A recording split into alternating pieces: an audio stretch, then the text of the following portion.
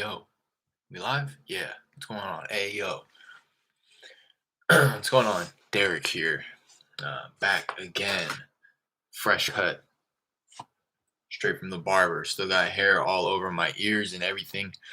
Doing a lot of running around today. Today's chore day. Got the laundry done. Got my hair cut. Wanted to hop on here before I took my dog out to play and get a little bit something going on the phones. This is your first time joining, welcome. Covering everything wholesaling real estate on the channel, specifically virtual wholesaling real estate, is that's what I'm doing out here in California, sourcing opportunity out in Houston. I've closed 2 deals myself for a total of 14,000. Both those closed last year, so I'm definitely trying to bring that momentum into 2022. Nothing under contract right now, so hoping to talk to some warm, hot leads sometime soon here, so that I can kind of document that, give you guys an over-the-shoulder view. That was really the intent. I never intended for the channel to be educational, more so just like watch me do it, uh, watch me learn myself, watch me figure it out. And I was grateful that I started the channel right before I closed my first deal, or really got the contract to my first deal that ended up closing. It was my fourth contract. So, again, the first one that ended up closing, I was grateful enough to have started the channel right before I got that contract. So I was able to document the whole process from beginning to end. You can see that on a playlist on my channel called My First Wholesale Deal. I will always love dogs. We here. What's going on? Uh, huh. Just wanted to do something quick. I was just kind of mentioning I'm running all over the place today, so I wanted to make sure that I got a little bit of time in on the phones. So I wanted to hop on right now and do that. Again, if this is your first time, welcome. We'd love to have you in future sessions. Do me a favor, hit the like, subscribe, notification bell if you do take away anything from the content. What should I do? Should I follow up, or let me see what type of follow ups I have? Robert Armstrong. Still in the process of getting the renters out. Then we will do a condition evaluation and go from that point. We have had ballpark offers from 200 to 230K, but I understand the higher numbers are in top condition and it is in need freshening up, carpet, etc. Check back first week in January, see where we're at if still interested. Okay, we'll do. Thanks for getting back to me. I think this guy at one point mentioned like no wholesalers or no. Oh, he says we are investors and we will be selling to the highest bidder. Yada yada. So he kind of said that to deter me from even continuing to follow up if I wasn't going to be like this crazy high bidder. But I've been following up, and I was like, all right, we'll do. I'll follow up in January. Thanks for getting back to me. Have happy holidays. And he's like, certainly, you too. So I'm gonna text him right now. Just shoot him a quick text saying, what's going on, Robert? Were you able to get those tenants out?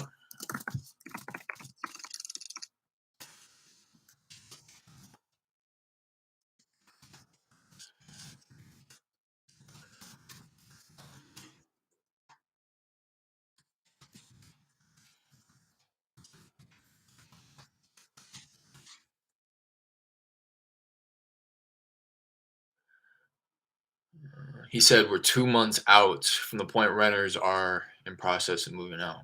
He said that December 1st.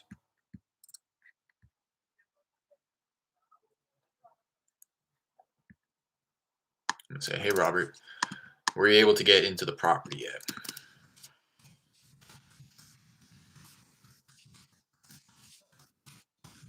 Check out the condition.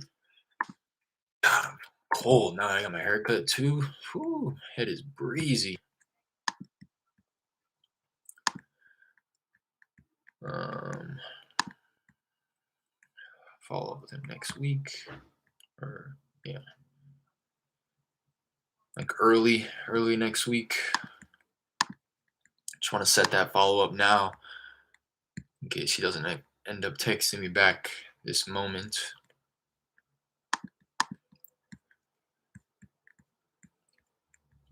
All right, that's a quick one. That's all I have for myself today on my texting platform.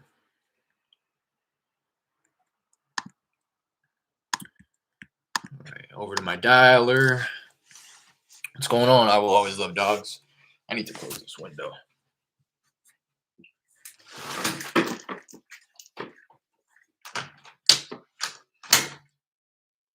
Way too cold. Woo.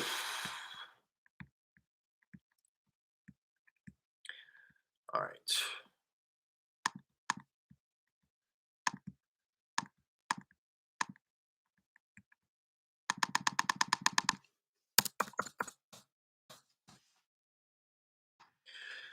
All right. Give me the follow-ups.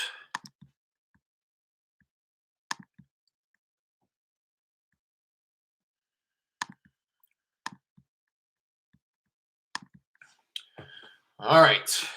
Victor Ramos. First in line. Victor Ramos. Read the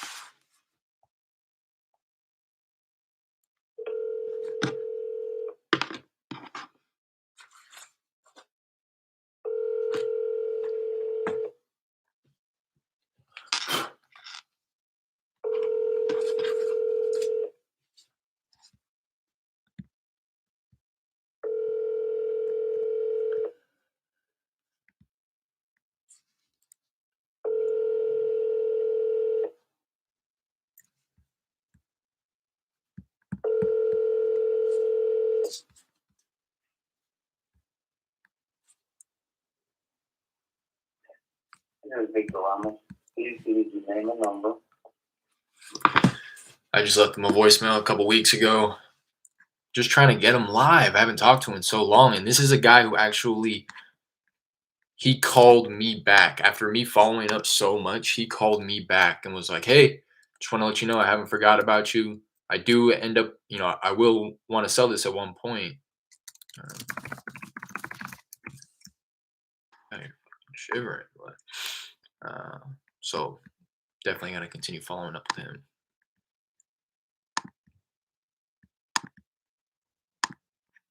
Kind of putting him on a monthly.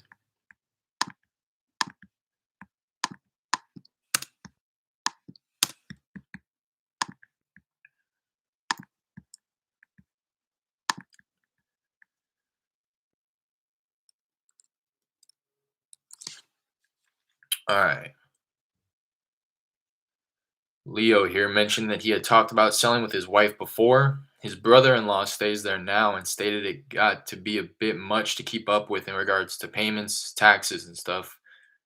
Because he was like, we have our house, the bills that come with our house, and then we have the bills associated with that house, and he has to deal with his own primary residence as well. Asked for a call back closer to the end of the year. Connected with him. He was out of work for a while, but still doesn't want to pull the trigger on selling it. His brother-in-law is still there. Doesn't seem like he was too happy about that. Was a note that I left for myself. Told me to follow up in January so he can have his options laid out. So hopefully I can connect with him right now. Lay out those options for him. Only if I can stop fucking shivering. Teeth chattering. It's crazy. It's like freezing right here, and then the second I bring the heater over, I'm gonna start sweating. So I kind of just put up with it.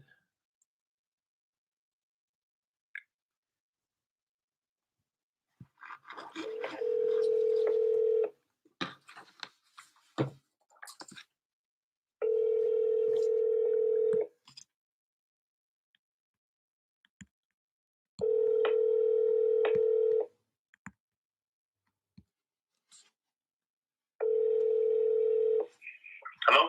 Hey, Leo. Yes, sir. Leo, how's it going? This is Derek. How's it going, Derek? Doing well, doing well. Don't know if you recall, we went back and forth a little bit about your property over on Woodlark Street. Oh, yeah. What's up, brother? Nothing much. How was the holidays? It was cool. Everything was cool. I mean, it was kind of not much going on because of this Yeah, damn virus going on. I know, a little low key compared to recent years, huh? Yeah, yeah, for sure. Yeah, yeah, I gotcha. Yeah, so I just wanted to round back. I know last time we talked, it sounds like the brother-in-law is in there, right? Yeah, yeah, he's still there. Okay, okay. Yeah. Just kind of looking at the notes here, trying to familiarize myself with it. Um, was there a timeline in thinking of when he'd be going, moving out? Yeah, he's supposed to be moving out. Beginning of this year, but I talked to him the other day, and he's telling me how rough it is, and he ain't had no a lot of work at where he works at, and All right. so I'm just giving him a little bit more time. I told him, well, man, it's not helping me, charging what I'm charging you because that doesn't even cover the taxes. Pretty much, you're just paying the taxes. Anything goes wrong, gotta fix it. I'd Right. rather just get rid of it. Right. Yeah. So yeah, just hit me back, man. Give me about another 2 months, man. Okay. Okay. We'll do. Yeah. I'll let you know where we stand.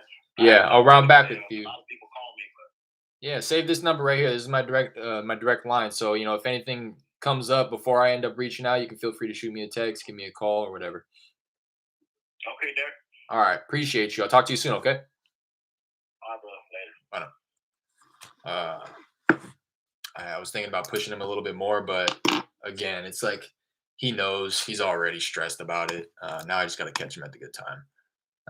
It's like it's a family issue going on. I don't want to convince him to get him out. Again, he already knows. I think me just even having that conversation with him and allowing him that brief 10, 15 seconds to vent about it, where he's like, you can hear it in his voice. Yeah, he's still in there. But it's family. It's his wife's brother. So like, there's nothing really I can do. But again, I could have pushed a little bit just to I really dug deep in that pain, I think, but he's not going to make a decision for another couple months, anyways. Is what it sounds like. So, it's funny. I just got my haircut, and my barber is doing the same exact situation. His wife's brother is staying in his second property out where I live. We were talking about real estate, and I literally just had the same conversation with my barber, and he's like, it's pretty much getting to that point, uh, you know, because he's staying there. My barber's brother-in-law staying there rent free. They're covering the mortgage, so he's like, it's pretty much getting to that point. I don't want to kick him out. I guess the guy just had a stroke, but he's like, I mean, and he was asking me, is that bad? Should I kick him out? And I was like, you know what? I get it because it's family, but I mean, at one point, it's the numbers. The numbers don't lie. And it's not going to make sense to keep him in there. I'm not saying kick him out on the street, but put him up somewhere else where he can afford it. Connected with seller, brother-in-law, and I like kind of the way that me and this guy are talking. To be honest, Leo, uh, we're talking very casual, and I think that was what I feel like I accomplished on that phone call right there. Is built that extra rapport. He said a bunch of other people are calling him, and I told him lock this number in right here. This is my direct line. I feel like me and him are kind of hitting it off. Can I get sell their brother-in-law still in property? He's not happy about it. Wants another few months. But yeah, I mean, at one point, it's so yeah. The first time I talked to him was end of October, so I've really only been following up for about 3 months. Uh, that's why I'm not really tripping about this one. Had I been like following up with this guy I mean, I'd still, you know what I mean. As long as I feel like the rapport is there, then it's all good. And for me, at least, teach his own. But that's how I'm playing that one. I'm gonna call him in a month though. He asked for two. Call him in one. 31 days. And then I'm gonna leave a note for myself. Dig deep on the brother-in-law pain. Ask what it's costing him and talk numbers.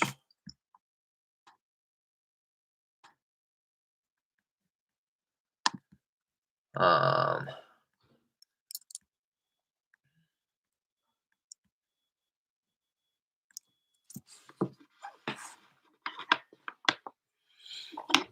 God, I need to be at about 800 for this property. This woman went under contract with somebody else after I made her an offer. I was like, look, I would need to be somewhere around 110, 120. And then she was like, no, I want 155. I was like, okay, there's literally a cookie cutter comp right next door that sold for, whatever it was that justified my 110, offer. But she she ended up going under contract with somebody else at 150. She dropped 5,000 for them. Um, so yeah, she ended up going under contract with them, and then they ended up playing with her. Sounded like another wholesaler that was being unethical, or I don't know, maybe an investor that was being unethical. But went under contract, ended up trying to renegotiate the price at the last minute, tried to drop her down around to where my offer was. Um, at least I think. I don't know if she told me specifically, but I would imagine that it was enough, where she was willing to walk away from it, because that's what she did. She walked away from it. I talked with her, shortly after that, trying to catch her at that point where it's like, okay, well, now it's not worth what you're asking. I can still offer this. And she's like, the problem was the other wholesale. I'm just going to assume that there are other wholesalers. The other wholesalers pointed to certain things that was affecting the value of the property. And I guess they pointed to the AC, right? But in all reality, it's probably because they couldn't find a buyer. Um, at the price. So they just pointed to the AC and was like, yeah, the AC didn't realize how old it was. We need to renegotiate the price. We needed $20,000 lower, or whatever it was, right? Um, it's not going to cost that much, but just I'd imagine that they were looking for a price drop at least like a 20,000, because again, she was willing to walk away from it. But when I connected with her again, she was like, oh, so I'll just fix the AC, you know, it's like, I wish I could tell you, like, even if you drop a new AC unit in there, it's still not gonna be worth 155. You know what I mean? But so that's what's going on with her. Give her a call, but I I pushed this phone call off with her so many times because she talks forever. Um, I feel like I won her over at one point in time, but she just goes on and on about how much the property is worth and all that. Well, how are you going around prop stream with the MLS access? I'm not right now. My I'm sitting on it for a little bit, a couple minutes. I'm hearing that PropStream may get the data back at one point in time. It's probably not going to be anytime soon, but if they give me news that they're going to get, that's data back within the next few months, I may just hang tight and use it, pay for it for a comping tool and to get all the information, liens and outstanding mortgage balance. It's still really beneficial. I think you're still getting $100 a month worth of value from PropStream without the comps. But that, being able to run quick comps when you're on the phone with somebody on PropStream, that's pretty invaluable. So my plan is to, if I do end up getting a conversation with somebody, playing the finance manager role, or playing that play. Hey, I do got to bring this to my finance manager and get approval for it, yada yada, and just schedule a follow up call.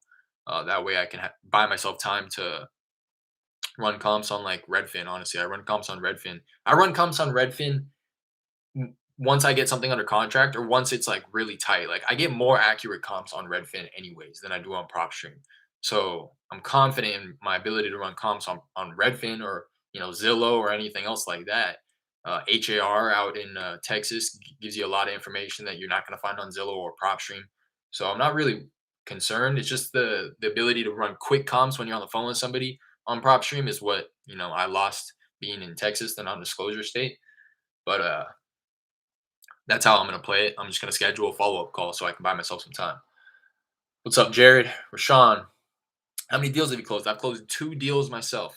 2 deals myself. Both of them last year.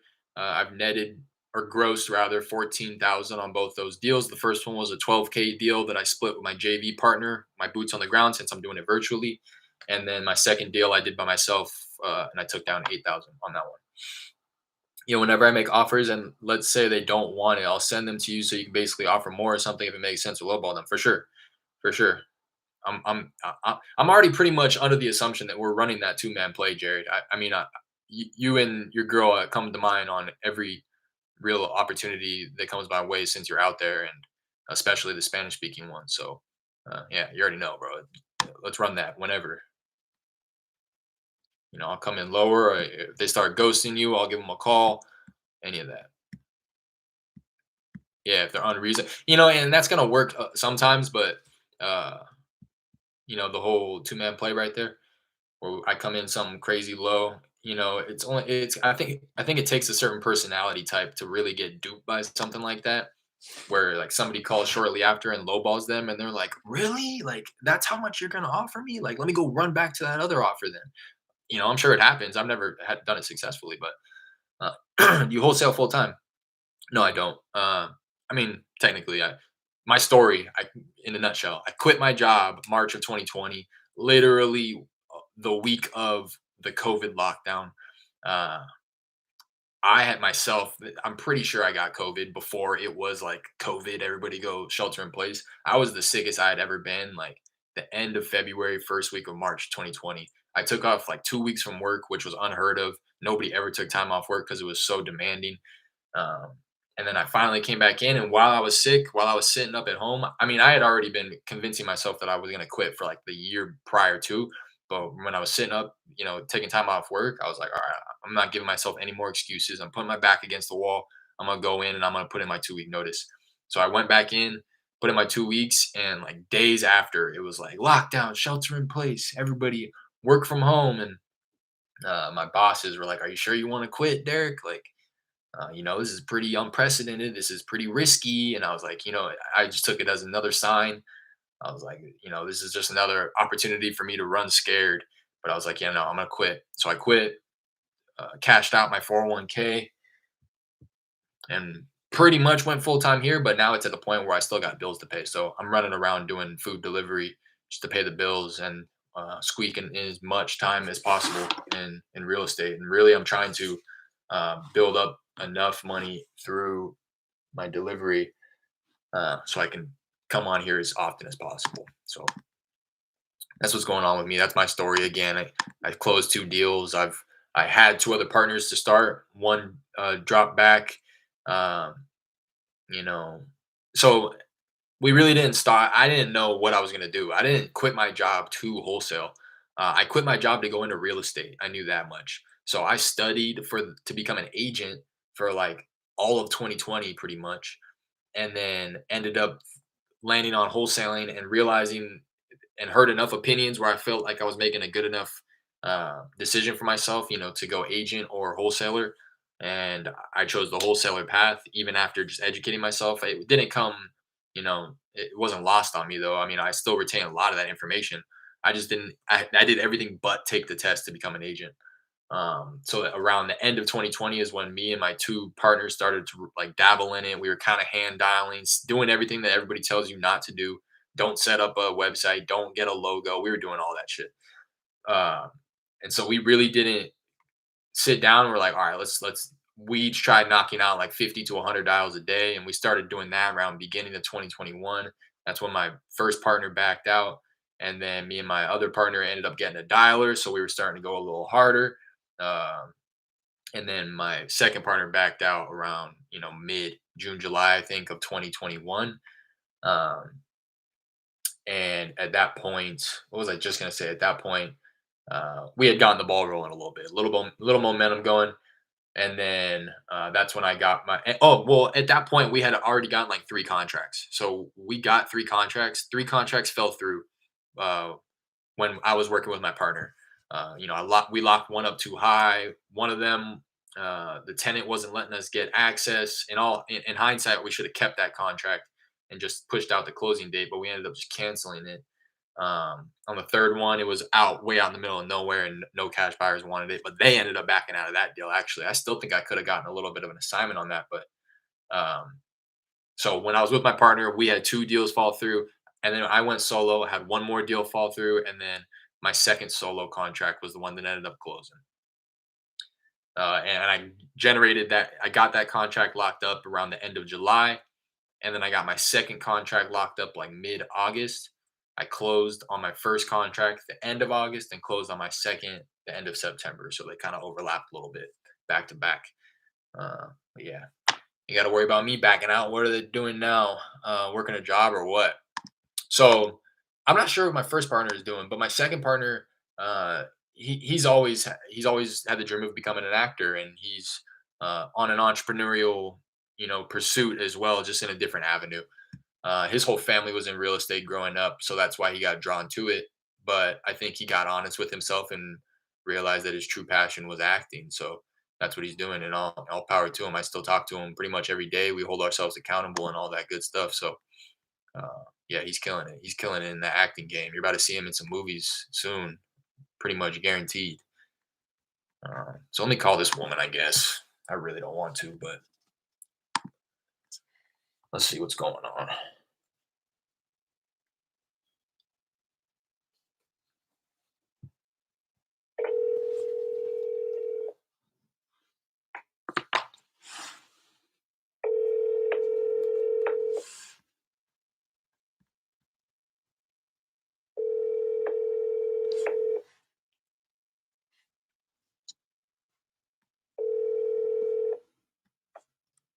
You have reached 703 available at the moment, but if you please leave your name, phone number, date, and time to call, and a brief message, we will return your call at our earliest availability. Thank you very much, and may God bless you and yours always. Hi, Miss Williams. This is Derek. Not sure if you recall, we were going back and forth a bit about your property over on Scenic Green Drive. The last time I talked with you, it sounded like your old buyers ended up backing out on Hello? you. Hello? Hello? Hi, Miss Yes, Williams. yes. Hi, Hi, Derek. How are you? I'm doing well. How are you?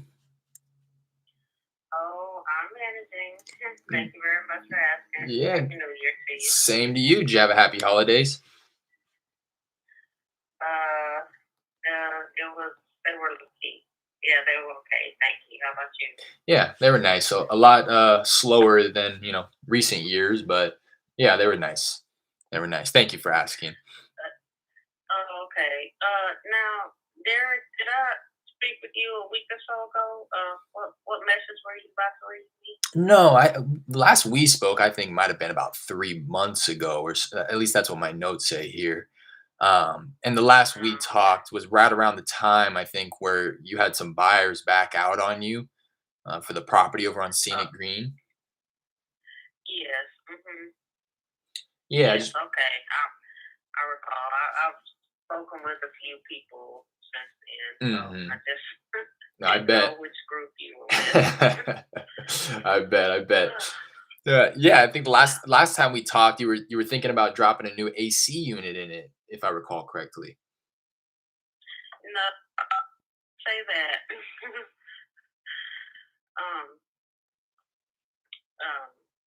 Yeah, I mentioned that. And Derek, pardon me. Sure. I want to cut to the chase because I've got my schedule Absolutely. changed today, so I don't have a lot of time to talk. And honestly, I've been frustrated with this uh, matter with hmm our property. I mean, hmm basically, just cut to the chase. It's still we still have not sold it. So, hmm but hmm Mr. Williams and I are, yeah, we're kind of frustrated by this whole thing. Yeah. But I don't have any updates for you. We just put a pause.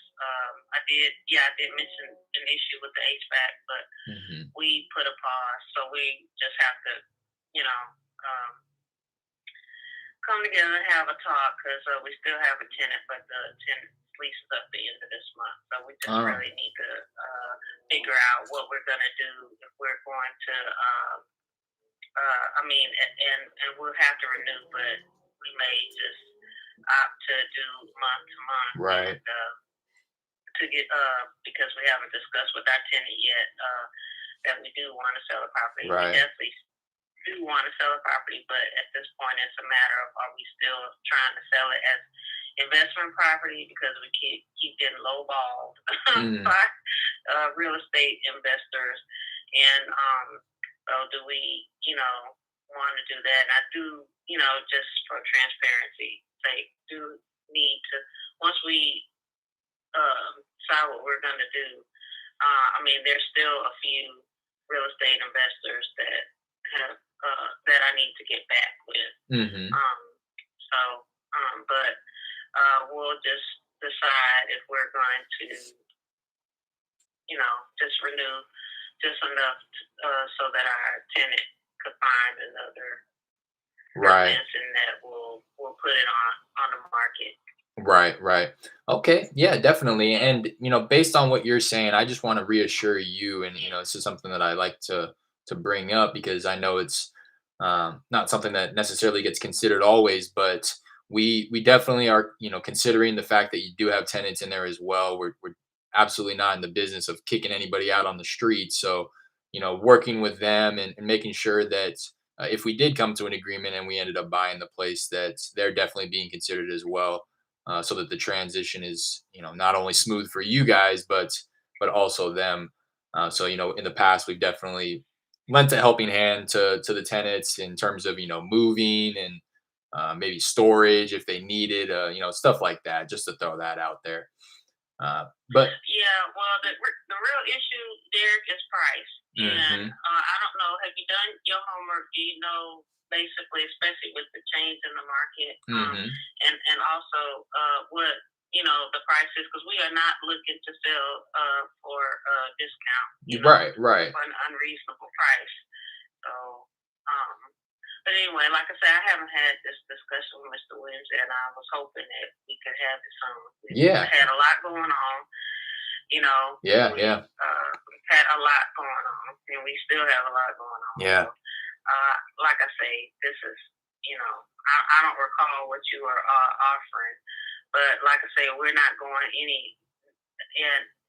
any lower. Like I say, especially we've already kind of seen what the comparables are selling for or have sold for hmm in the last 6 months, and we know or looking at what the market is in that area. So things are going up. hmm Everything's hmm gone up. hmm So I really don't want to be, like I said, I don't at this point. I don't want to waste time and Sure, effort sure. and energy Yeah, and I mean, did you dealing with. guys did you guys So, have a number in mind after you took a look at the market activity that you'd be hoping to walk away with? well, like I guess it depends on if we're gonna sell it vacant, just sell it residential. Mhm. Sell it for a resident on the market. I mean, we know that a comparable sold up the street for 182. Mhm. So, but our place is not updated. So Mhm. Mhm. I don't know. Like I said, I have to talk with Mr. Williams because maybe we may want to sell it for 170, 175 because it's not updated. Mhm. But it does, beside and like I said, we've got to discuss how we're going to resolve the issue with the HVAC Mhm. because I don't think Mr. Williams, we'll have to come to agreement because, that's going to, if Mr. Williams just wants to sell it as is without fixing the Right. HVAC, obviously that's going to, impact the price. But Right, right. if we do go ahead and fix it, then um, without a tenant, then that's what we're looking at. I'm not sure right now. Our tenant is paying $1,600 a month, Mhm. and so I don't know if we sell it as investment. I mean, I understand that 1% rule. Like we Mhm. were looking at 155. I think we would increase to at least 160 Mhm. because we know the rent in the area is around 1,600. It can go to 1,700. So Mhm. that's why I'm like, even though we're not getting 1,600, uh, I don't know if like I said, we just have detailed decisions to make because we Right. don't know if we want to ask our tenant, if our tenant still wants to reside there, Right. and we just want to hold on to it longer, but go up to 1,700. I'm not sure, but Right, right. anyway. Yeah, so it's like, do we hold on to it? Do we Do we get them out and fix it up and sell it? Do we get them out and sell it as is? Do we sell it as is with them Right. inside? Yeah, a lot of options, a lot of options. And to be, Exactly. to be honest, either any of those options works for us. Like you're saying, obviously the route that you take would dictate kind of how much we'd be able to offer. So I definitely hear you there. Aside from, and I don't want to hold you any longer than I have to, but aside from the AC, is there anything else that really needs to be repaired to bring it up to, 2022 standards? Um, honestly, I don't know. I don't think so. Mr. Williams has been the one to pay for the maintenance, you know, Mm-hmm. and so I just have to check check with him. Mm-hmm. I Mm-hmm. think that was the last thing as far um, as far as that's been an issue. The main issue, I guess, with us is that we're out of state, and so it's Uh, been challenging to keep up with. When we have paid for things and they're supposedly have a warranty, and then try to catch up with the contractors again when there's an issue and yeah, they're not available. they're running off on So you. Yeah. that's the main reason that we're really wanting to sell Mm-hmm. at Mm-hmm. this point, so that we can, simplify and we don't have to have this issue about trying to Yeah. maintain this property long distance. Yeah. So, Definitely. I know Mr. Williams paid, and uh, it's just the whole issue with the duct. I know he paid a portion to have the duct work cleaned and all that stuff. So, like I Mm-hmm. said, we just have to revisit where we left off with that. But as far as I know, that's the main issue. And please, dear, what really annoys me is that keep in mind, even though it's not updated, it's a good property in Of the sense course. that with all the um, catastrophic weather Right. that has been experienced in Houston Right. and that Right. whole area from Harvey on, including last winter. Yeah. We the property, it is an older property, but it has not experienced any significant damage, like any flooding or anything Right. since it's been around the property. And like last year when that horrific winter storm hit Texas and Houston, Mm-hmm. like our pipes didn't burst. We didn't have any Yeah. damage to Yeah. the property. So I do think that that should definitely be considered. Yeah. And that's why we're not selling it for 115 or 125, or we're definitely not gonna sell it for anything under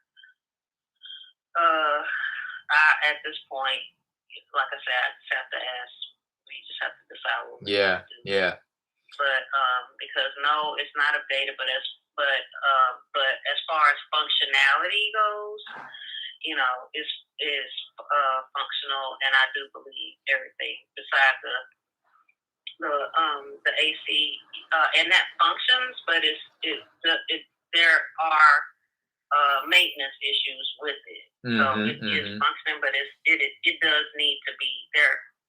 Do need to be some maintenance and repairs made Yeah. to Yeah. it. So the Yeah. furnace, so we got that all checked out, and we got it right up as far as what needs to be replaced and Yeah. all that. Yeah, we just need to follow with that. So that's the main thing. Okay. Everything else is, as far as I know, is functioning. Right. So, Right. and I consider it. It has vintage charms. Yeah. It's not Yeah. updated, but it has enough elements for people who like vintage accent Right. Right. throughout the house. So Very cool. yeah, Yeah. like I said, we need to just decide how we're going to go. So I don't Yeah. know what you're offering. What position? We've already had someone to approach us in reference to terms, and I haven't talked with Mr. Williams Uh about huh. that. But to approach us with, for instance, um, selling it. For instance, pretty much them. Uh, I kind of equate it to kind of like subletting, a subletting investor, Mm. where they take over the payment, Yeah. and they could purchase it with terms Yeah. over Yeah. an extended period of time, like 5, 10 years. I, so they, may want to offer, depending on, and I already told them, like, I don't think Mr. Williams will go for that, but Hmm. for instance, we wouldn't want to stretch it if he would even agree to that past 5 years. Yeah. Previously we were approached with someone, I guess a year and a half ago, who wanted to offer our asking, but over a 20-year period. I'm like, no. Uh, yeah. I mean, So that's we wouldn't want to go over 5 years, but I don't think we're really going to be inclined to do that, because we really just want to relinquish, yeah. Yeah. the stewardship of the property to, Yeah. you know, Yeah. because we've got other things, that we're, Of course. Of looking to course. do or wanting to do. Of course. Yeah. And So that's I'm just for transparency's sake, I'm just letting you know someone already approached me with that, and I told them, curse on my word, I like to follow up, even if it takes me a while. I try to yeah. follow up and Yeah. follow through. So I told them I would talk with Mr. Williams to see, but I don't think we're inclined to do that. But like, I'm just letting you know, like they said, they may offer, like, I don't know, 190 or 200 or something for Uh it, huh. over. They have a partner that, we could discuss, and we'd be willing to do it over terms, um, and where they would purchase it over 5 years or something like that. Yeah. Yeah. I mean, 5, 10 years. I'm like, we wouldn't go over 5 years. Right. That would be the longest. Yeah. And that's But definitely I don't think that we're inclined to do that. okay. So I'm Yeah. just saying, I don't know if you all operate like that or not. We could if that's something that you're interested in. Again, it's really I try my best to we try our best to solve the situation, because every house is different, right? And there's going to be a different story, Right. different repairs that are needed. So we try to custom make our offer really as a solution to the problem at hand. I hear what you're saying, and it makes a lot of sense to me now. You guys being out of state, trying to keep up with the maintenance, and really trying to facilitate the decisions that are being made here in terms of selling the property. I completely understand a lot of options, and now that you have people contacting you every day, giving you multiple options, I definitely get it. But yeah, I mean, that would and remind me, do you own the property free and clear, or do you still have a mortgage on it? We sell more. Okay. Okay. All right. Yeah, I mean, that is something that we could might be able to consider. Typically, we would offer something like that if you own the property free and clear. Um, so for I mean a cash offer, again, I hear exactly what you're saying. If you guys did choose to take the route of going month to month with your tenants after the lease is up at the end of this month, really just selling it as is so that you don't have to go back in there and fix the HVAC or fix whatever else you might have to, the carpet and paint, just to be able to at least turn it over from the last tenants. Yeah, we don't have carpet. It's laminate throughout. Okay. Okay. Okay. Yeah. So So I'm the main thing, but yeah, we're not looking to do any updates. right. We're Right. just looking to transfer it as a functional, Hmm. um, reasonably functioning uh, property, Right. either with the tenancy, or just as is, Yeah. Yeah. uh, as a residential. Um, Right. Once we work out those issues, if that's what Mr. Williams decides, because I'm like, that's the issue. Yeah. That Yeah.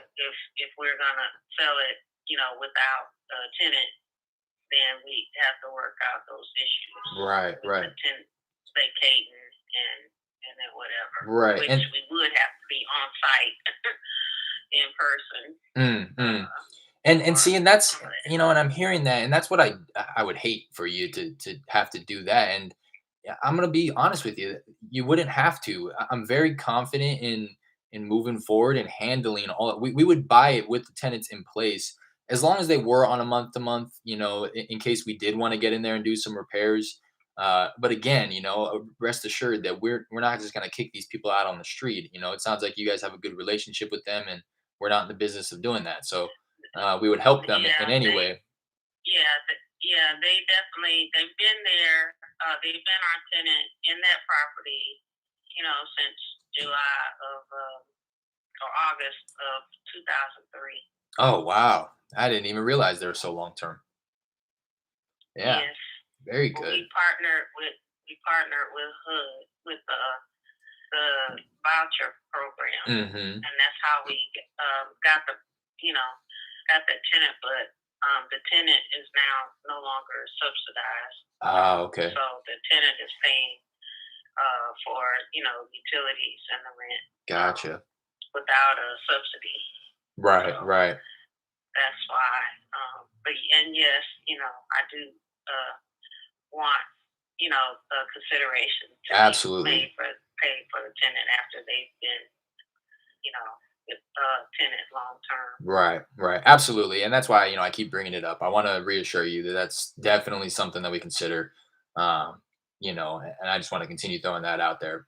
But if again, if you did choose the route of selling as is, and I'm gonna be honest, I'm talking quick cash sale. We can cover the closing costs to the point where you don't have to worry about it from wherever you're at in the world, knowing that you're not, close to the house. you know, what do you think the best that you could do on the property is?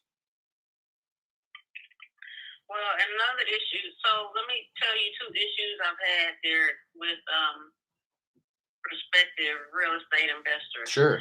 Um, One issue is the contract, um, um, the sales agreement, Okay. um, and especially for I guess investors that I guess operate nationwide, Okay. where they just have this generic um, I sales gotcha. agreement that you cannot edit or that you can't tailor, like I say, customize to the issue. Because Right. I want things to be expressly Definitely. written out to reflect the situation. Right. And so we turned down an investor because they just had this generic contract and sales agreement, and we went through it. It's like when we asked, well, can we add this or that to reflect the situation? It's like no. Okay. Yeah. So That's that's one issue, and yeah. they weren't using a Texas real estate. The TREC. I think it's called a track. Yep. Texas Real Estate Commission sales agreement. Yep. So that's one issue, and then another issue. I have a real strong consideration for the settlement company that Okay. I like to use, and I know with real estate companies that they utilize a particular whatever Mhm. settlement agencies because they do high volume this that whatever Mhm. Mhm. transactions. But I already have a settlement, a title company that my family and I have used. I've been involved with a transaction with them in reference to an inheritance issue Right. once. And then my family members that I trust have been involved with several transactions with them and have been satisfied with them. And they are in Houston, Okay. and I do have an escrow officer that I have contact with. Okay. And they already have my information because I'm very concerned about security Yeah. these Yeah. days with personal information. Me too. Me And too. so that's and actually, I they are competitive and reasonable with their prices. Perfect. I've gotten estimates already around before around what their what their fees are, Hmm. and and um, and I don't know if maybe because of the family connection that they have. I don't know if they're what when the prices that they quoted or that I got written quotes for was significant. Well, I don't know. I can't say it wasn't significantly, but it was a bit discounted, or it was less than the quote that I got for another at the time interested investor who provided me with an estimate for what the settlement company that they would use would Hmm. charge. And I'm like, well, the one that I'm using is proposing charging less. Right. Why is it, as a as a seller, I know that I'm just saying that's another issue that Yeah. I've Yeah. been, having, and I really would like to use the settlement company that's reputable. And you Sure. can research them, and Sure. their fees are reasonable, and they'll provide mobile notary, so forth, Right. all that. So that's those two issues kind of for me keep coming up Okay. beside the price. Right. I got you. So just to address those two things, typically we don't use the TREC only because of exactly what you're saying. We like to use the custom agreement that we have set up so that we can specifically tailor it for every seller's situation. I don't know exactly what you would be expecting or would like to see on this one specifically in regards to your situation, whether it be, something in regards to considering the tenants, purchasing it as is so that you're not having to do any repairs, stuff along Right. that sort. So yeah, we can definitely go on. Yeah, just the main thing, especially if we're settling it with the tenant, just to specifically say that it's with the tenant, Right. and not to propose this sales agreement as if we, the sellers, are that it's our residential property. If we're selling it with the tenant, as investment property, then that's what the sales agreement should reflect. Right. That it has a tenant, that the buyer is assuming the property and with the tenancy Hmm. in place. I mean, just the basics, and Yeah. that Yeah. like the tenant's personal things are the tenant. Specifically, there may be certain things that don't convey with the property Right. Right. Like because they're the tenants. Like for instance, the tenant had put a shed up in the backyard. Okay, that's the tenant. right. That should be spelled out that the shed does not convey because it's the tenant. Yeah. Yeah. Just little things like that. Whatever little things that the tenant personally is, you know, Right. added to the property. I want that spelled out. I mean, Definitely. it shouldn't be a big deal. Definitely But not. I'm just saying, I want things spelled out. Like they say, put it in writing. I want it in writing. None of this, oh, when I see, like I said, I want to be able to negotiate that, specifics that I want covered are expressly written in the contract. Yeah. Yeah. Absolutely. And that's not a problem for us. And that's a non-issue at all.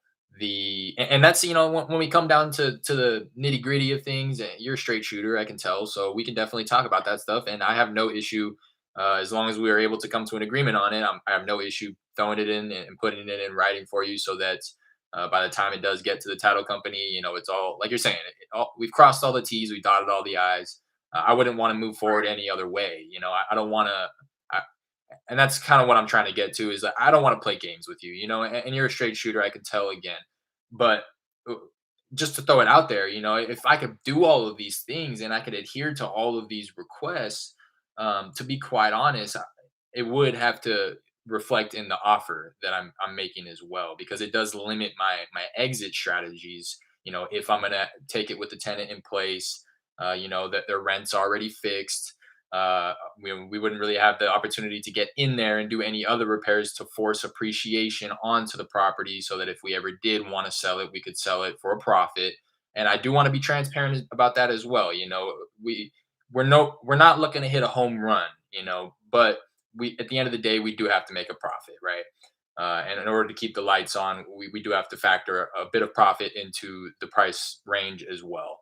So just want to be honest about that. And in terms of the title company as well, I will definitely take a look and give them a call. Your escrow officer that you're referring to, just to kind of talk it out with them. We do, work with one specific, just to kind of bring up the fact that you mentioned that a lot of people have designated or exclusive relationships with title companies. We do as well. We work with Citizen Title, and it wouldn't be an issue to put you in contact with my escrow officer as well. The reason why we like to work specifically with them is a reason that you did mention, which is, the price rates. They do give us a little bit of a cut since we do bring our deals to them exclusively.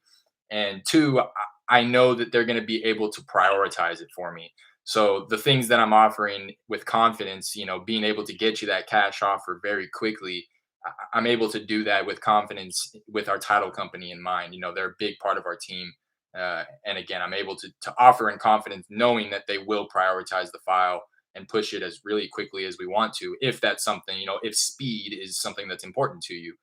If not, then by all means, right? So just wanted to Right. address those two things. This is what I'd like to do, and this is what I'm going to propose. One, I think that you and Mr. Williams, should get together, obviously, and decide what route you're wanting to take. The route where I think I would be able to help you best is the as is. You don't have to do anything, you don't have to make any repairs, you don't have to show up. The mobile notary, like you're saying, we will buy it with the tenants in place, all of that stuff. That's where I feel that we'd be able to help you the most, because uh it leaves room for us to help you solve problems. Whereas if you were just wanting to get top dollar for it, I would recommend that you list it on market, because you'll be able to get that with ease. But with that comes a lot of other costs and commissions and fees and energy and time and money. So Yeah, I'm familiar with it. I had a real estate license, salesperson's license for okay, half a second. It was a while ago, but I'm just letting you know. yeah, yeah, very cool. I am familiar. I'm not an expert, but I have some familiarity Yeah, with what is yeah. involved. Perfect.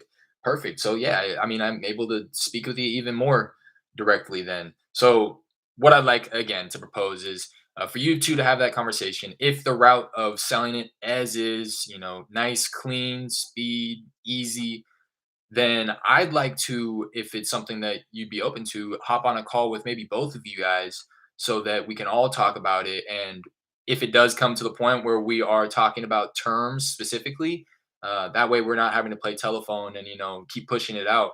That way we can just hash it all out right there on the phone together. I can take note of everything, all of the kind of contingencies and the things that you want spelled out in the contract right then and there.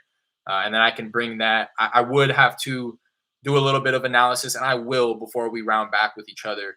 Um, I've never really taken a deep dive into the comparables, only because the last time we spoke, I believe you were actually under contract with that person who you said ended up kind of playing around with you. So I will take a deep. Yeah, that was the issue. This terms of inspection, Hmm. and yeah, that was the other issue. That inspection term he clearly listed out Yep. because they ended up having this two-tier inspection. Yeah. You Yeah. know, where they inspected it once, but then they had to inspect it a second time to Right. bring the contractors in to see what they to get bids Right. updated, and and then that's where the you know issue with the HVAC came up. Right. So, Right. but Exactly. my thing was that should have been caught like the first time or whatever,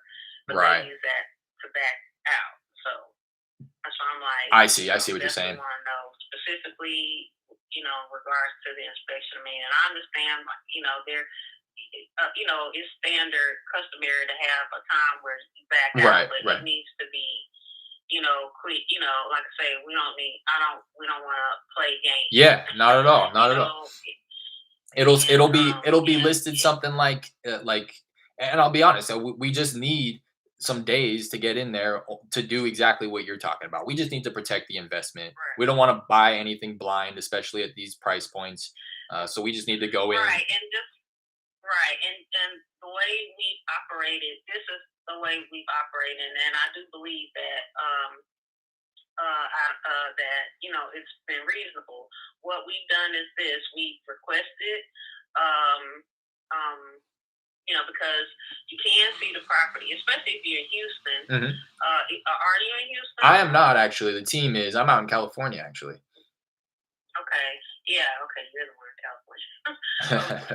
You have an 832. You're using an 832 Yeah, just because we conduct number. business in Houston. Yeah, yeah. Well, that's so. What we've offered is this.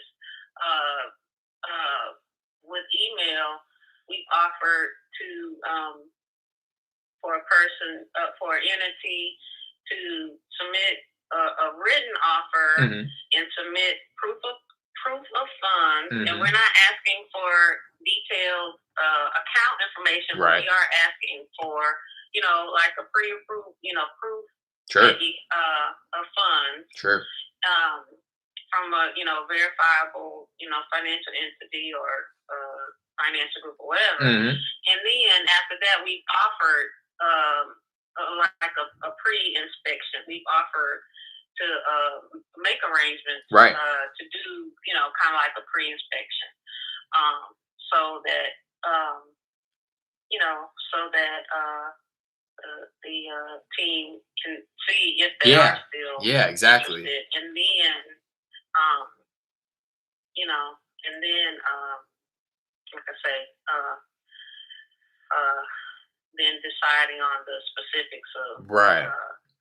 the one time where we did sign the sales agreement, and um, you know, uh, so that but that fell through because they did not want to do it that way. They wanted to wait until we signed the sales agreement. Hmm. They offered something.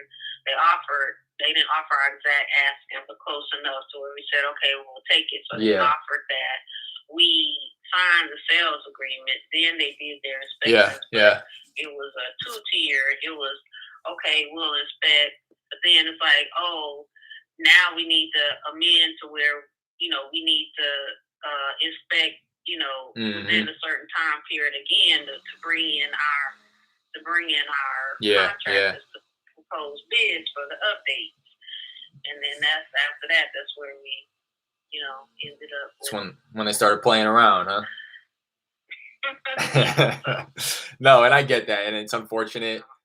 People are doing that these days. It's pretty prevalent actually, and that's why I want to be honest with you. I don't want to offer you something that is a pipe dream for me. I don't want to go into it so optimistic thinking that okay, if I offer this, well, all it needs repairs is the AC, and then we get in there for our inspection, and then something else pops up, or we do see it and we say, we really wish that we could fix the kitchen up or do this to the bathrooms because that will drive the value of the property up. We just want to have that ability there. So I completely understand what you're saying. It's just going to be in terms of the inspection, we can spell that out. We can just, a couple days for us to, and you know what would be beneficial if this is something also that can be done is if we got pictures ahead of time, then that's because I'll throw this out there as well. We tend to lean on the side of also not sending people out until we get an agreement in place. Just because if we sent people out to every property, then we would just be spinning our wheels looking at properties and never buying them. So we do like that kind of pre-commitment ahead of time. But if it's something where I, we can get pictures ahead of time, then that's something that we can definitely work with.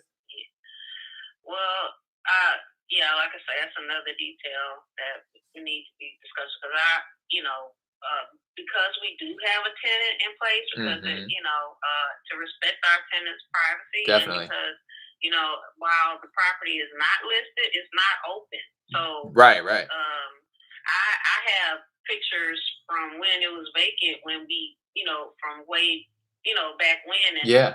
but as far as to have pictures of the inside of the residence, where it's uh it's obviously lived in with our tenant. Like, Right, right.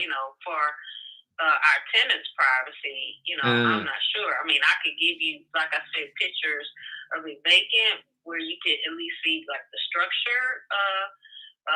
But they're old pictures. yeah, And But as far as like, and I can give you pictures of the outside, of course. yeah, But to actually give you pictures of the inside with the dwelling, furnished, yeah, with our yeah. tenants' belongings, I'm not sure about that.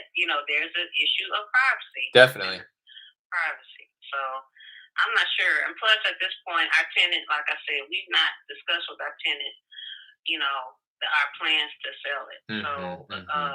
until we need to, like I say, go ahead and determine like what direction we're going to go in. Yeah, So, yeah. Okay. Well, I've but I, taken I understand, what you're saying, like about the pictures. yeah, yeah. And again, it's just to protect our investment. We just don't want to buy anything blind. And you know, I Oh, completely get it. I get it, the right. privacy thing.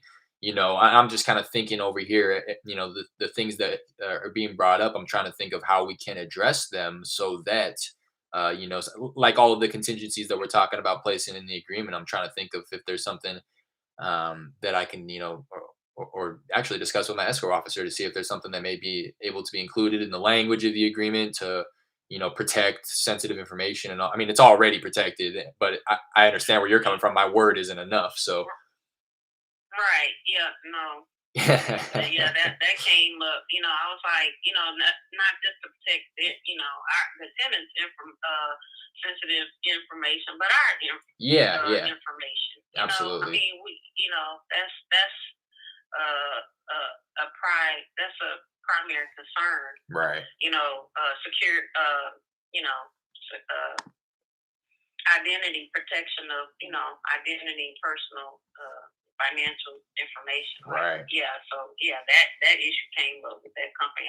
We had to recommend to them to change to add language because they didn't Right. have Right. it in there. Right. I'm like, we're not going to just give you our social security number and this and that, and you don't have anything to say that you maintain confidentiality right. and Right. privacy of our information and Right. our tenants' information. Are you kidding me? Yeah, yeah, exactly. That type of stuff. Exactly, exactly. And that's the type of stuff that I'm thinking as we're talking that I'd love to have included in there just so that you feel comfortable. You know, I don't want to, I would never want to move forward. You know, if an agreement gets, you know, put in place, I want you to feel like you made the best decision and that, you know, I want you to look forward to getting your money. You know, I don't want you to make it a decision and regret it immediately because the language is kind of iffy or you know you didn't completely understand what our process would look like before entering into the agreement. So I think first, you know, first things first, like we've been talking about, you and Mr. Williams get together and decide what route you're wanting to take.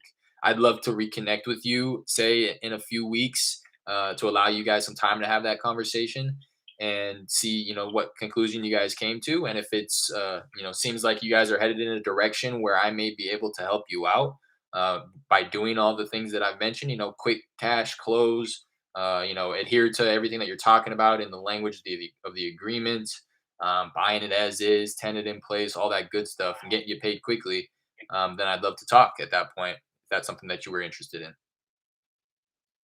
Yeah. Okay, Derek.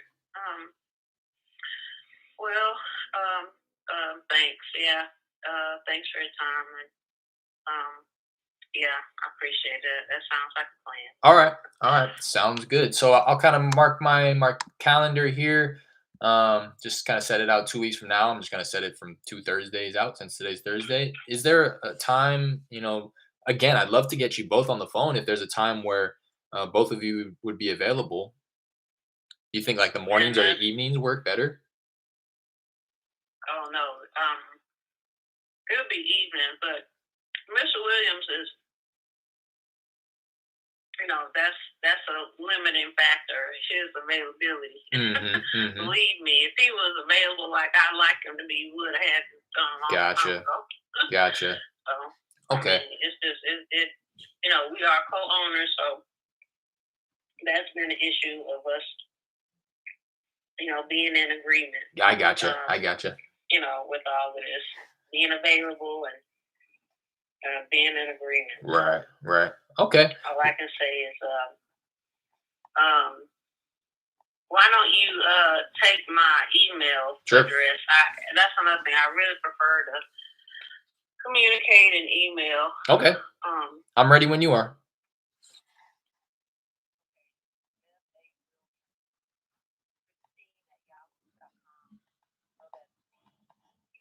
Mhm. Mhm.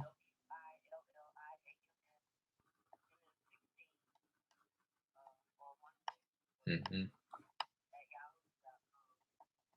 Okay. Okay. Perfect. I got it here.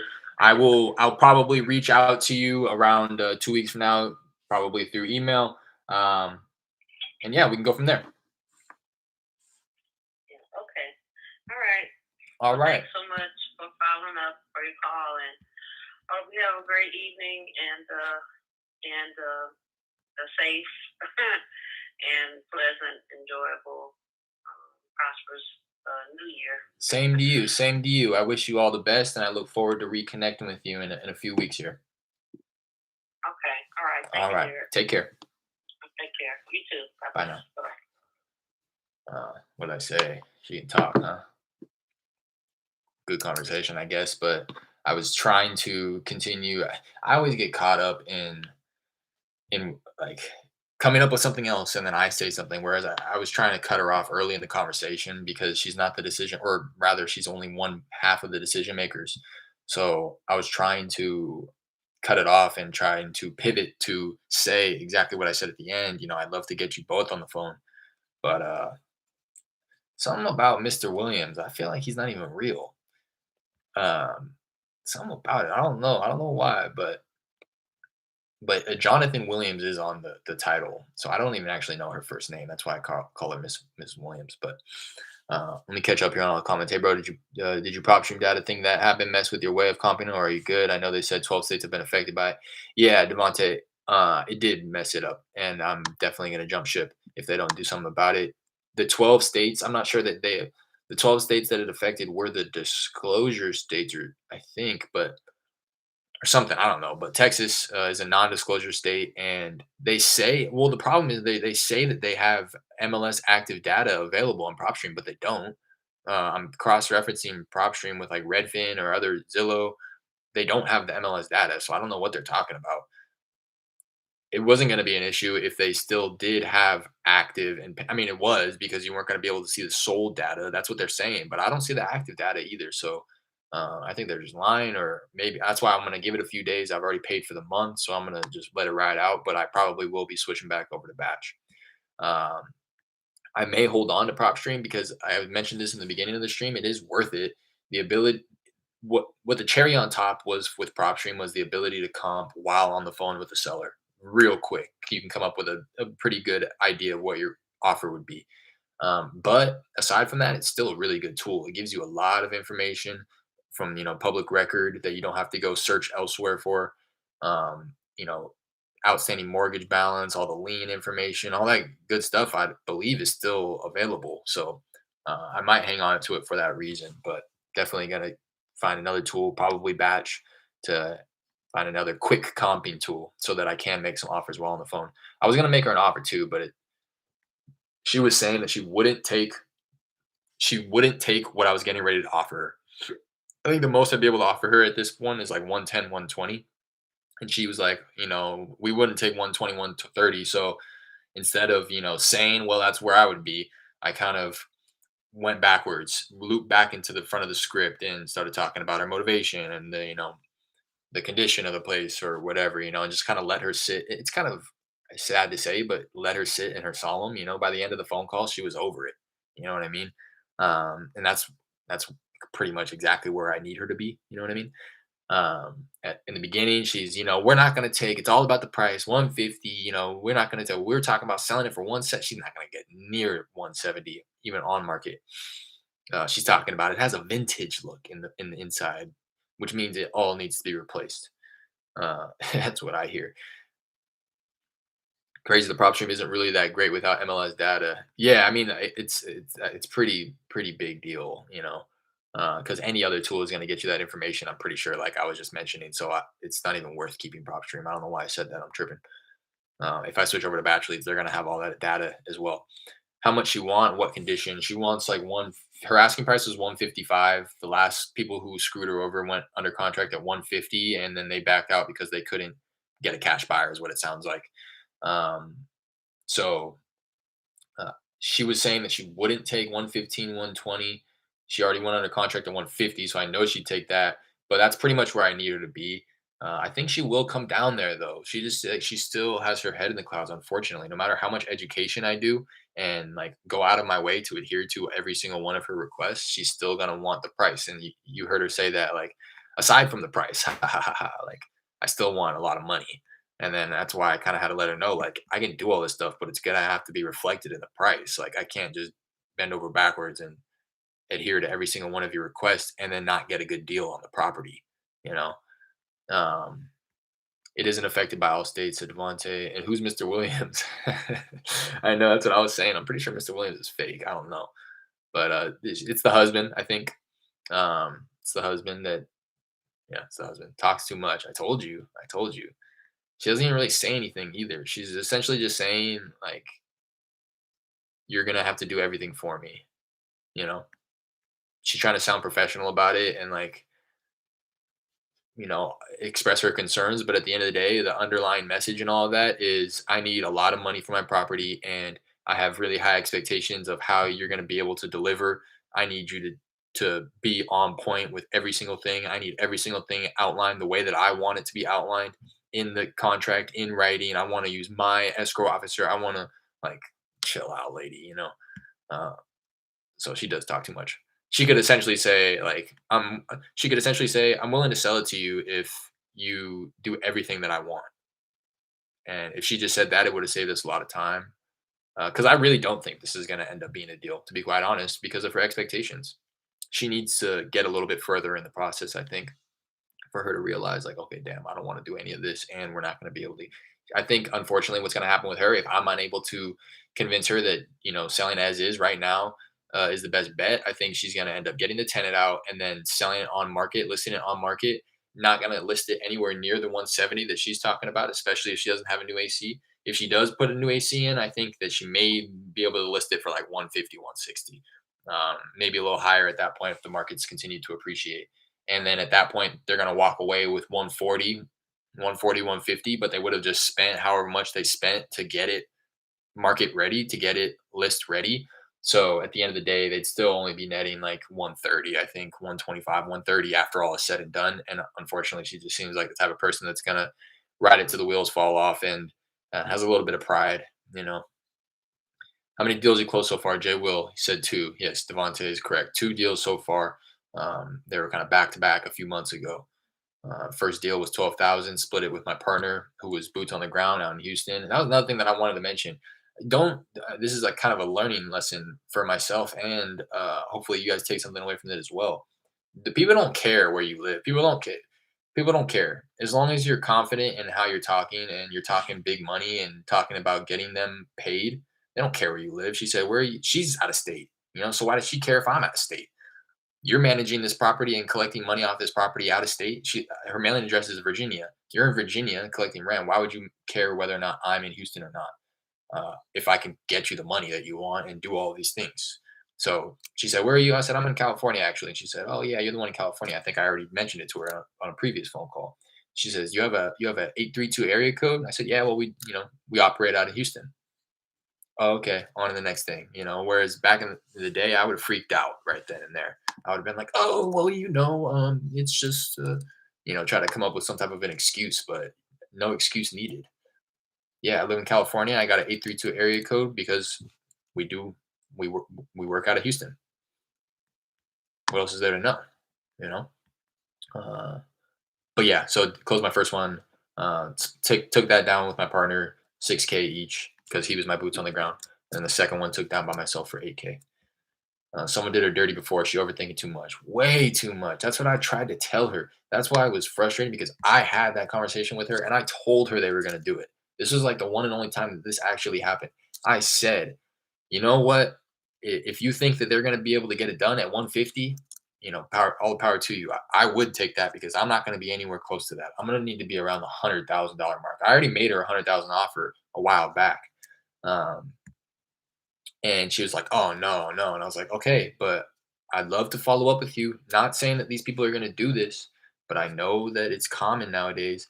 They might just tell you that they can do it, and then they're going to back out last minute and try to get you to come down on your price." I called her back a couple weeks later, and that's exactly what they did. And it's never been the same after that because you're right. Who just said that? Jared. She just overthinks it too much now. Now she needs all this spelled out. She had one poor experience with one person, and now uh, it's preventing her, it's blocking her from doing any type of deal with anybody because now she has her guard up like crazy, like to the point where she's not even attracting anybody. I'm coming with, it's almost like I don't want to waste my time. I said it before I called her. I don't even want to waste my time with her because not only does she talk too much, but she's kind of a tire kicker. Like I see Peter said down here, like, yeah, it's like I don't even really want to call her because she has her guard up so much that it's like, I don't even want to deal with you, I'll let this one go. Let somebody else handle that because at some point it does become kind of unreasonable to. We're getting paid to solve her problems, but if she's not going to let me get paid to solve her problems, then I don't want to solve them.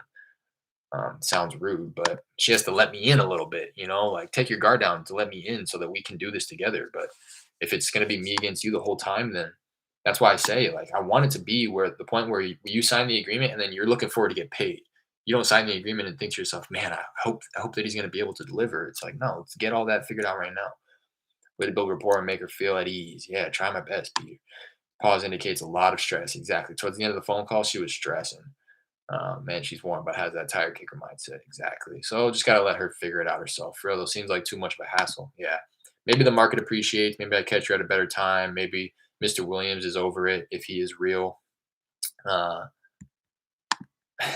but I'd love to get a phone call, on a phone call with both of them because I feel like if I would have said all the stuff that I said to Mr. Williams, he'd be down. It's almost like she is just like the firewall. She's not the decision maker. As much as she wants to talk about all this stuff, she's really just negotiating for no reason, for no purpose of negotiating. Because at the end of the day, if I would have given her what she wanted right then and there, she probably would have still had to go talk to Mr. Williams. And it's unfortunate because she's not gonna like relay this information as adequately as I am relaying it to her. Rather, so it's kind of fallen on deaf ears with her. I'm saying all this stuff, and for somebody who was a decision maker, they may be hearing these things and saying to themselves, like, okay, yeah, like that sounds good to me. You're gonna do all this, all right, yeah, okay, yeah. It's got to reflect in the price. I get it. How much are you willing to offer? 110. Okay, let's do that. If she was a real decision maker, I feel like the conversation could have ended up in that place, but she's not. So yeah, just ended up being kind of a waste of time to be quite honest. Too much of a hassle. Let me take note. Connected with Miss Williams. She thinking of selling on market after tenant lease is up at the end of January 2022. Either going to keep them in place or either keep them in place, put them on month to month, or evict and relist on MLS. Also deciding whether or not they want to do any repairs before selling. Miss Williams, I'm just going to say, wants to talk to Mr. W about which routes they want to take. Eric will reconnect in 2 weeks via email/phone. She picks up every time, so I don't know why she says she likes communicating via email every time. You could tell she was screening the call too. I was leaving her a message and she ran to the phone and picked it up and talked to me for like an hour. And then at the end saying that she prefers email. Yeah, okay. I really do prefer not talking on the phone. There, we'll reconnect in 2 weeks via email/phone. Um, and it pays $1,600 per month.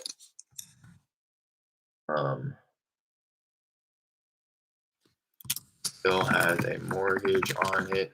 I don't know how the other investors were going to be able to offer 200 if they were just taking it subject to. Um, I guess there's ways of offering creatively that I'm not familiar with, so it just kind of sounded a little odd to me. 1,600 per month. Wants to sell with tenancy in place and a number of contingencies um, due to her being burned in the past. Wants a clear inspection period where the number of visits are documented. She got mad that they tried to renegotiate the price the second time because the first time they were just getting pictures. That's how I know they were a wholesaler. First time they were just getting pictures. The second time they brought their cash buyers out there and actually got cash offers. And then they realized only at that point, okay, we need to get it at this price. So she was pissed that they were saying, hey, yeah, I'm going to send somebody out to inspect the property. And then we're going to send somebody else out to inspect the property. And then only at that point did they say, yeah, we need it lower. And then she's like, well, you couldn't have seen that the AC was, dated the first time you were out there a couple days ago. So they just weren't really being transparent or pretty much lying is what it seemed like. Um, Wants TREC agreement. Actually, she wasn't really tripping about that, but she just wants everything reflected. Wants to use her own title company. Um, Wants proof of funds. Wants it to be noted that all info is sensitive and private.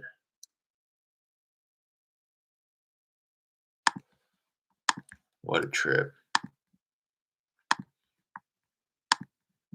I'm going to say, has she spoken with Mr. W? But have they decided?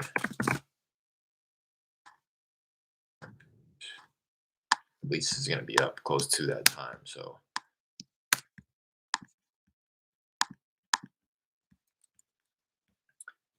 For real though, seems like too much of a hassle. Hey everyone, how's it going? What's up, Lala? While everybody's in here, don't forget I had just created a Discord group. A few people are in there already. The link is in the description of this video. Hop in there. It's just going to be a place for us to kind of connect when I'm not streaming.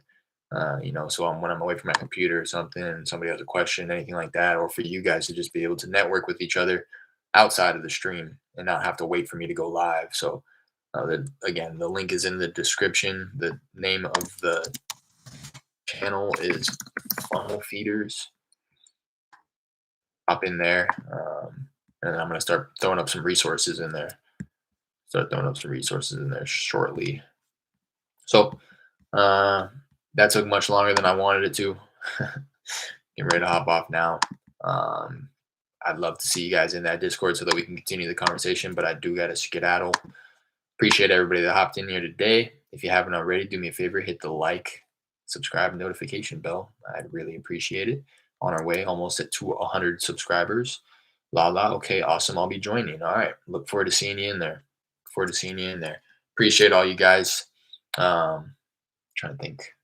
Today's Thursday. I'll be on tomorrow. I'll see you guys tomorrow. Good luck with everything. I really want to know what other people are, how they're acting with the whole prop stream thing, how it's affecting them. I know a couple of people in here operate out of Houston and in Texas and stuff. So would love to kind of pick your guys' brain on the pivot that you guys are going to be looking to take if you're looking to pivot at all. So we can maybe have a little conversation about that in the Discord. That's the type of stuff that I really would enjoy talking about with you guys offline. So yeah, see you guys in there. Appreciate you, Lala, for jumping in there. Anybody else who jumps in there today, I appreciate you. We can talk in there, and I'll see you tomorrow. Till then.